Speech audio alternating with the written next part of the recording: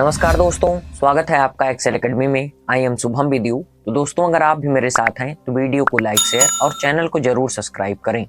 दोस्तों, आज के इस वीडियो में हम राजामौली जी पर लग रहे आरोपों के बारे में जानेंगे, अर्थात उनके ऊपर जो आरोप लग रहा है वह कितना सच है और उनका क्या दृष्टिकोण है, इस मामले में उन्होंने क्या कहा, इन सभी बातों को हम विस्तार में जानेंगे। और जो प्रश्न उनसे पूछे गए उसके जवाब में उन्होंने क्या बातें कही उसको भी हम समझने की कोशिश करेंगे। तो चलिए शुरू करते हैं। तो आज का जो शीर्षक है, अर्थात आज जो वीडियो है वो किस टॉपिक पर आधारित है वो मैंने आपको बता दिया। तो यहाँ पर जो सत्यता की बात है, तो यहाँ पर जो बात मैंने आपके समक्ष रखी है, तो दी न्यूयॉर्क का इंटरव्यू हुआ और वहाँ पर इन्होंने जो बातें कही वही बात मैं आपके समक्ष प्रस्तुत कर रहा हूँ। तो यहाँ पर पहले मैं शुरुआत करता हूँ क्वेश्चन से। तो यहाँ पर जो क्वेश्चन इनसे पूछे गए वही मैं आपके समक्ष रखता हूँ। तो यहाँ पर बताया गया कि राष्ट्रवाद के उदय के साथ ही साथ मुस्लिम विरोधी भावनाओं ने भारत में जो फिल्में बन रही हैं उनके तरीकों को किस तरह प्रभावित किया है। पहला प्रश्न है, देखिए थोड़ा मतलब शांत माइंड से हम इस बात को समझने की कोशिश करते हैं। यहाँ पर प्रश्न पूछा गया, उदय हुआ है, इसके साथ साथ मुस्लिम विरोधी भावनाएं जो जागृत हुई हैं, इनसे भारतीय फिल्मों पर क्या प्रभाव पड़ा है। तो हम जब अच्छे तरीके से प्रश्न को समझ लेते हैं तब हम उसका जवाब भी अच्छे तरीके से दे पाते हैं। तो यहाँ पर पहला प्रश्न हो गया, इसके जवाब में इन्होंने क्या बातें कही, इसको अभी हम वीडियो में देखने वाले हैं। तो और दूसरी बात जो है, यहाँ पर पहला प्रश्न क्लियर हो गया और दूसरा प्रश्न यहाँ है, क्या मतलब यहाँ पर प्रश्न ये है कि आप पर दबाव डाला जा रहा था, किस बात को लेकर। यहाँ पर दो बातें हैं, पहला मुस्लिम विरोधी और दूसरा राष्ट्रवादी, मतलब मुस्लिम विरोधी और इसके साथ साथ राष्ट्रवादी होने का। और दूसरी जो कड़ी है वो ये है कि भाजपा और आरएसएस के समर्थन का। तो यहाँ पर दबाव दो टॉपिक का, पहला टॉपिक यहाँ पर राष्ट्रवाद और मुस्लिम विरोधी का जुड़ गया और दूसरा टॉपिक जो जुड़ा वो आरएसएस और बीजेपी के साथ जुड़ गया।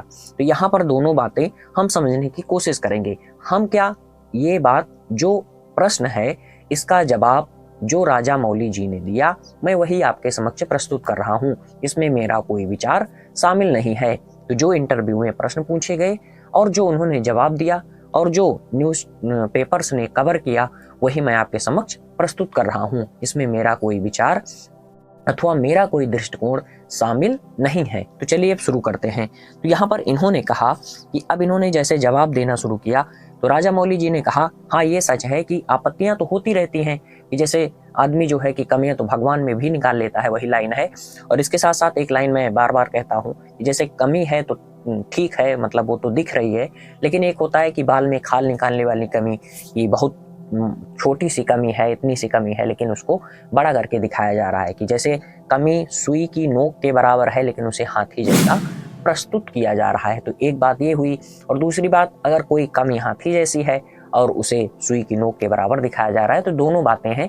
तो एक सिक्के के दोनों पहलुओं को हमें समझना सबसे ज़्यादा जरूरी होता है और इस बात को मैं बार बार अपने वीडियो में भी कहता हूँ। तो चलिए अब अपने आगे टॉपिक को समझते हैं। तो यहाँ पर बताया गया कि कभी कभी इन्होंने कहा कि जो मेरी प्रस्तुतियां हैं उनमें आपत्तियां हुई हैं, ऐसा नहीं है, लेकिन कम हुई हैं। और इन्होंने आगे कहा कि हाँ, कभी कभी आपत्तियां किसी मुसलमान को होती हैं, तो कभी किसी हिंदू को होती हैं, तो कभी किसी विशेष जाति को होती है।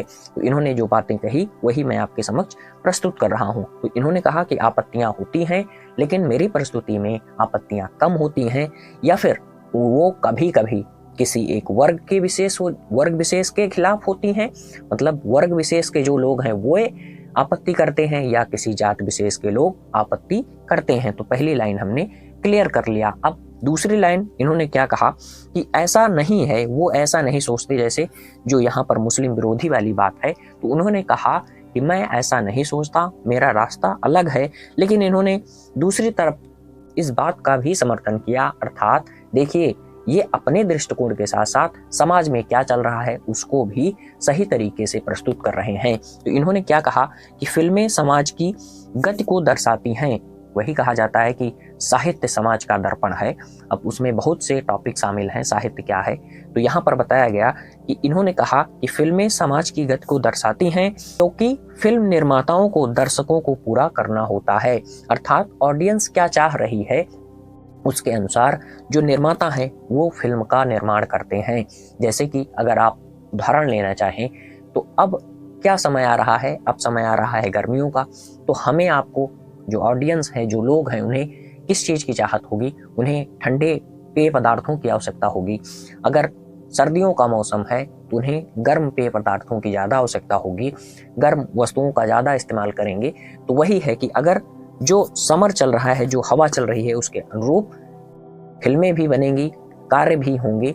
तो वही बात इन्होंने यहाँ पर कही। अब अगला जो हमारा सबसे महत्वपूर्ण मुद्दा है, सेकेंड इन्होंने जो इनसे प्रश्न पूछा गया उसके जवाब में इन्होंने क्या बातें कही, यहाँ पर बताया गया कि अगर समाज में इस तरह की भावना बढ़ेगी तो इस तरीके की फिल्में बनेंगी। किस, अगर कौन सी, कि मुस्लिम विरोधी अगर भावनाएं बढ़ रही हैं ऐसी फिल्में बनेंगी। इन्होंने क्या बात कही, इस बात को हम सही तरीके से समझ लेते हैं। और इसके साथ साथ इन्होंने कहा लेकिन मैं हमेशा इससे दूर रहता हूँ। इन्होंने अपनी बात को स्पष्टता से कहते हुए कहा कि मैं इन सभी बातों से दूर रहता हूँ, लेकिन ये सच है कि जब भावनाएं ऊपर होंगी, जागृत होंगी या ऐसी भावनाएं फैलाई जाएंगी तो ऐसी फिल्में भी बनेंगी। यही बात इन्होंने कहा। और इसके साथ साथ कहा कि मेरा रास्ता अलग है, मैं इससे दूर रहता हूँ।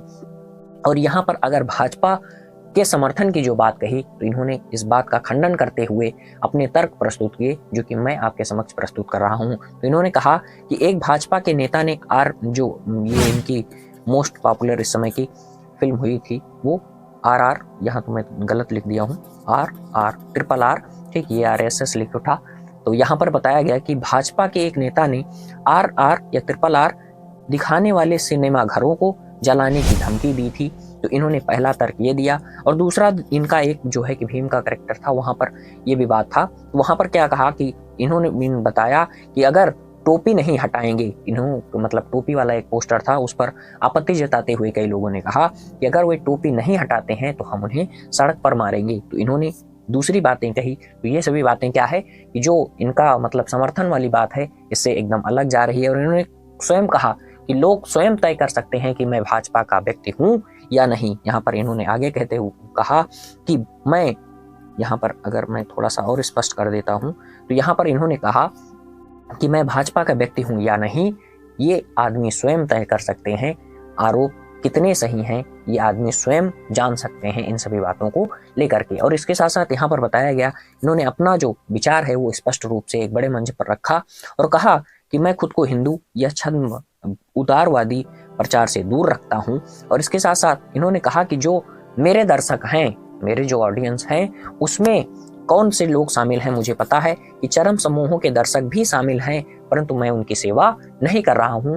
जो ऑडियंस है, जो दर्शक हैं, उनकी जो भावनात्मक आवश्यकता है मैं उसी की पूर्ति कर रहा हूं। तो यहाँ पर जो बातें इन्होंने कही वो बातें मैंने आपके समक्ष प्रस्तुत की और आप स्वयं तय कर सकते हैं। इन्होंने जैसे कहा कि लोग स्वयं तय कर सकते हैं कि मैं भाजपा का व्यक्ति हूं या नहीं, तो वही बात है। तो आप पक्ष को भी जान सकते हैं, विपक्ष को भी जान सकते हैं, जो सच्चाई है उसको भी जान सकते हैं। जब हम एक सिक्के का दोनों पहलू जानते हैं तब हमारे लिए निर्णय कर पाना किसी भी व्यक्ति विशेष पर, संस्था विशेष पर या टॉपिक विशेष पर हम खुलकर बोल पाते हैं। बाहुबली और RR पर जो लोग भाजपा एजेंडा का आरोप लगाते हैं उसके खंडन में राजा मौली जी ने कहा कि बाहुबली एक काल्पनिक है, वहीं RR कोई डॉक्यूमेंट्री नहीं है। तो वही है कि हमारे पास सभी बातें स्पष्ट तौर पर होनी चाहिए। आशा करता हूँ यह जानकारी आपको काफी रोचक लगी होगी। तो आपसे निवेदन है कि चैनल जरूर सब्सक्राइब करें और अपने सभी दोस्तों को ये वीडियो जरूर शेयर करें,